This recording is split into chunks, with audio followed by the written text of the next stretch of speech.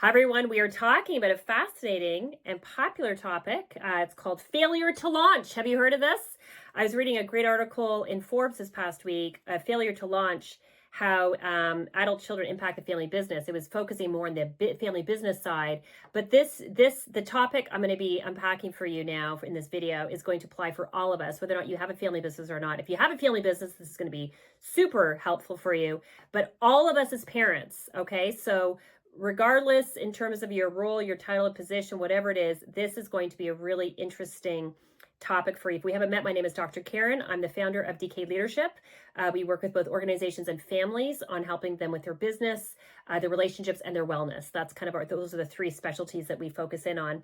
We work with a lot of family businesses globally, a lot of family offices. And so this is something that we see a lot. And so we're going to unpack. I'm going to teach you 6 things, okay? 6 things for you really to pay attention to. So whether or not you are, again, you're a business owner, you've got a family business, if you are just a parent that really wants to make sure that you are helping your kids launch properly. So this is for you. I'm going to talk about 6 things, okay? So the first thing I want to do is I want to highlight just kind of some of the stats. This was an interesting stat. This comes out of the Scientific American.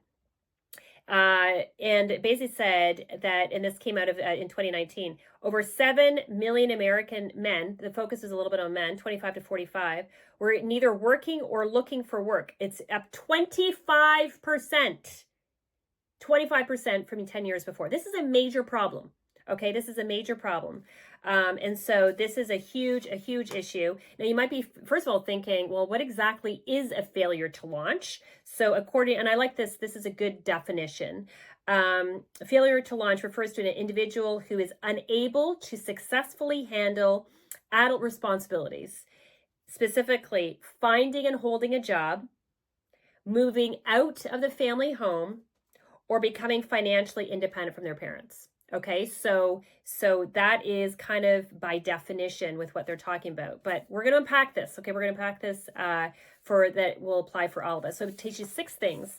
And if you have not subscribed to our YouTube channel, make sure you subscribe so you get notified on other videos. If you've got other topics you'd like us to cover, definitely to let us know kind of below. So here we go.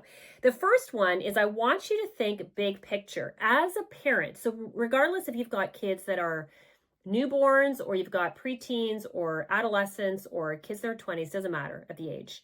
I'm a parent of twin boys, all right? And so this is something that's very dear to my heart, and they're teenagers. And so this is something that my husband and I have really started talking about when they were babies. And the first thing is this is so simple, but it's very important.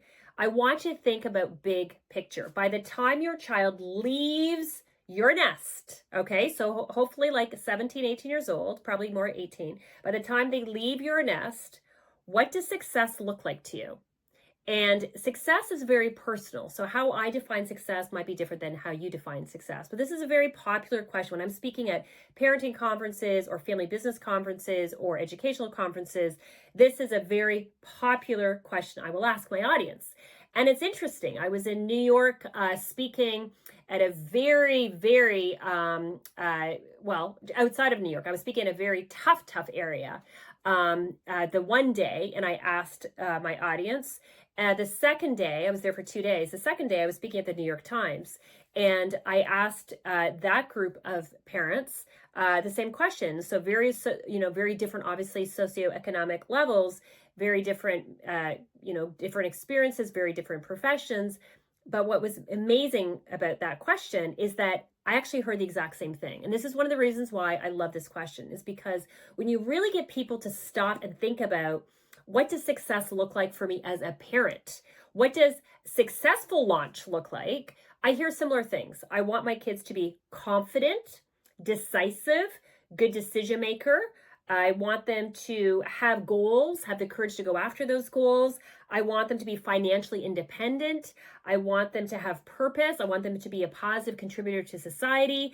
I hear very, very common themes. And I love that, because you think about it, like we're all coming from different backgrounds in education, but it's so cool to kind of like listen to everybody's perspective. It's like, wow, we really, for most of us, we actually want the same thing. So we've got to keep our eye focused on that, because if our eye is focused on that, then we have to go backwards, just like we do in business. We focus on the end goal, and then we figure out the strategies and the tactics to achieve our goal. Apply the exact same logic to parenting and families.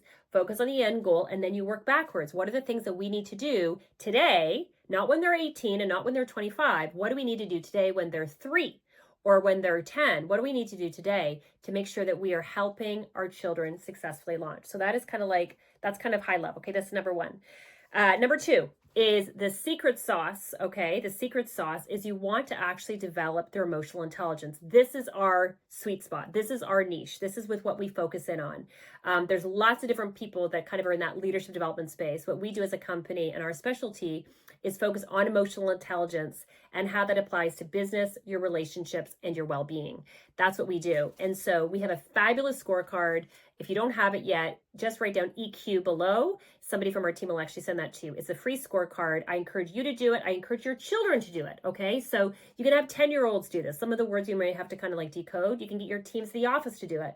But what it is, it's a scorecard on helping you actually understand what exactly is emotional intelligence. Because if you want your kids to successfully launch, they need emotional intelligence. That is going to be like the sweet spot. So that's the secret sauce to this. So so the scorecard is a great way to do it. So right below EQ, and somebody from our team will send it to you, because EQ looks at 5 different skills, all of which you need to successfully launch. It looks at your communication skills, your attitude and goal setting, your relationship skills, and your ability to put yourself in shoes of other people, your decision making, time management, self-discipline skills, and your stress and emotion management skills. You'll see it on the scorecard. It will unpack it for you. I talk fast in these videos because I do try to keep them within a certain time period, but that is a great next step for you to do. So again, if we want our kids to successfully launch, first of all, step 1 is think big picture. Number 2 is prioritize developing their emotional intelligence. And when you get the scorecard, you'll see again, it's free. Like you can just kind of go through and really kind of understand what EQ is and why you need it to help your kids. Number 3, very high level. It is very important as parents that you partner with your children, but you don't manage. When they're little, you are like a manager, right? They're little, they're totally dependent. As they're hitting those preteen, teen years, you want to transition and kind of essentially fire yourself from the manager role and moving into a partner role. Partner role is like you are partnering with them. We're seeing too many parents still managing their children.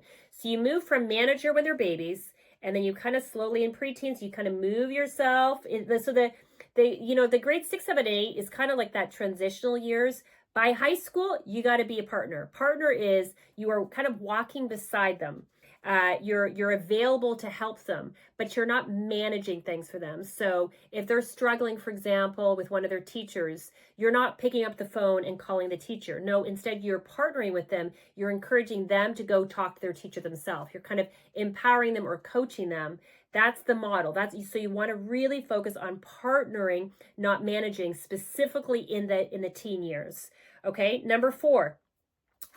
This is interesting. We work with family businesses and family offices around the world, and we see this consistently. As an executive coach, personally, I see this.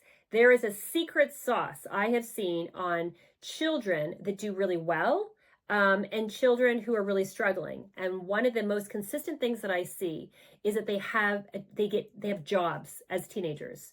So while volunteering is great and competitive sports is great, and I'm going to encourage that. I'm not saying to not do that. What I'm also saying is create space and time for people to get part-time jobs. And the reason why this is so important is because when you are getting a part-time job, and I'm not talking about working for mom or dad's office or business, a job where they have to do their resume and they have to pick up the phone and they have to send an email and they have to do an interview and they have to now deal with clients and they have to deal with patients or whatever that job is. And they have to do some like tough work, some gritty work. And they have to learn how to deal with a manager. All of that training is really going to prepare them for the workforce. And this is one of the biggest things, it's interesting in our work with businesses. It's one of the biggest complaints we get from a lot of the business owners that we work with is that they're like, Karen, we're seeing these resumes and we're seeing people that have no jobs. Like they literally there's no jobs in high school. And all of a sudden they kind of hit their 20s and they want us to be their first job. I'm not interested to be their first employer. Like I hear that all the time. So you want to really make sure as a parent, you want to make sure our twins, they're 17 now, but we basically said by 16 you need to have a job. I don't care what it is. I don't care what the job is, but it's not working for our business, and we'll hire you. There's lots of work that has to be done, but we are not going to be your first employer.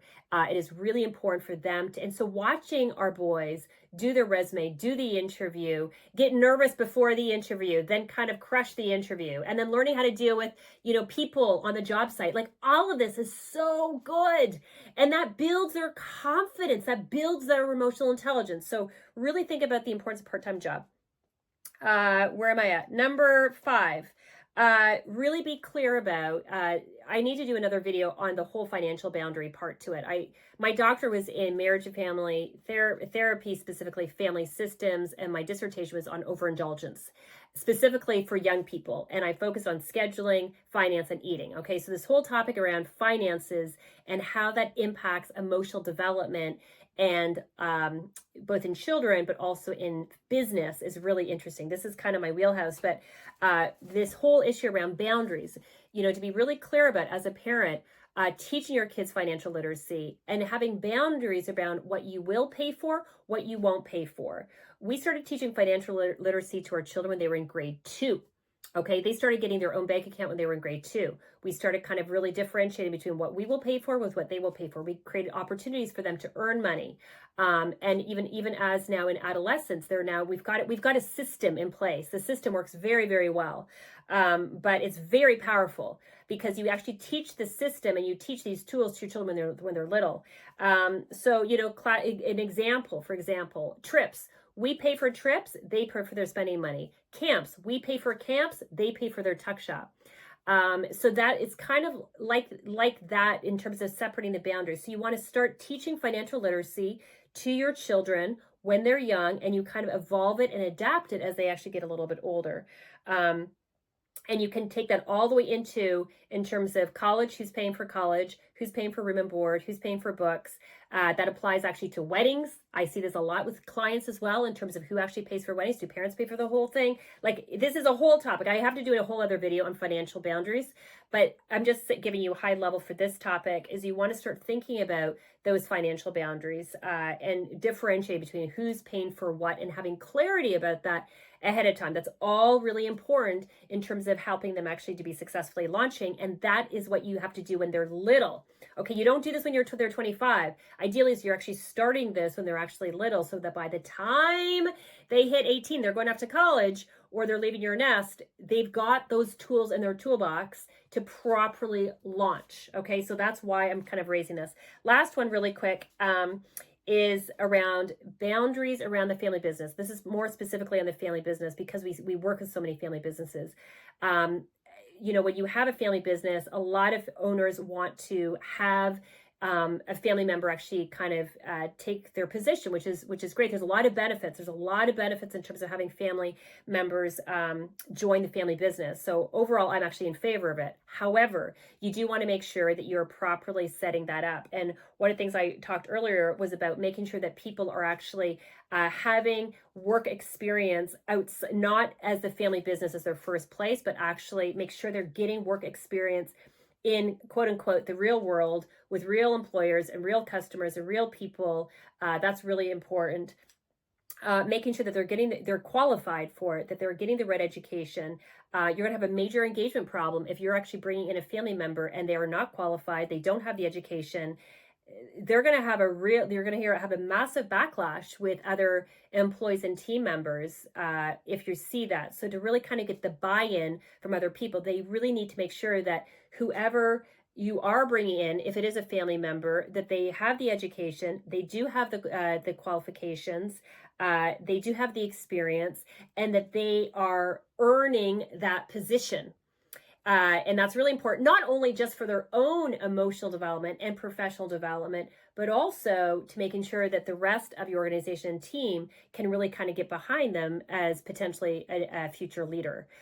So again, I could do a whole other video kind of on that, but those are all things just as a high level in terms of helping your young person, your children, to successfully launch. So hope you've enjoyed. Like I said, if you have not subscribe to our YouTube channel, make sure that you do that.